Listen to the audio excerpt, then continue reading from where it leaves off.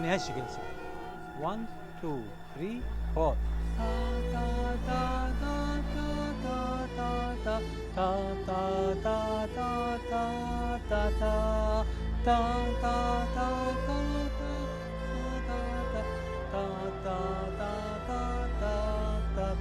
يعني احنا متعودين انه من حرب الى حرب الى حرب، يعني هذه حياتنا كانت من حرب الى حرب.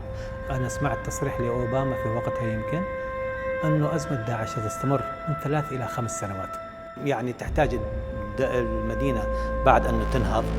صل لا سي سي لا لا. اوكي، اذا ما وصلنا هاي ما مشكله، بس خلينا ناخذ هذا المقطع.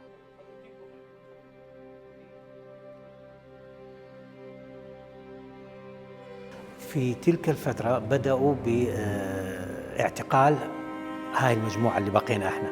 أيضا اللي وضعتها بعض المؤلفات وضعتها يعني ضربات اللي كنت تستخدمها بالآلات الموسيقية وبالأدرامز هذه، يعني كانت كأنه الصدمات اللي كنا نعاني منها، الحروب، الدمار.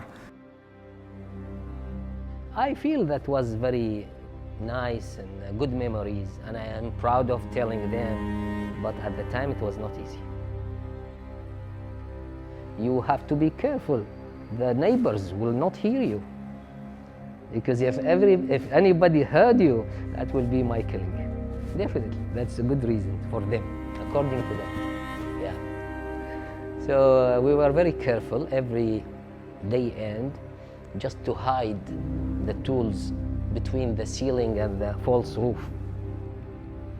At that area, I was having a place to hide them, in case if they come by chance and see it. It was not easy. It is a matter of your life in a single moment.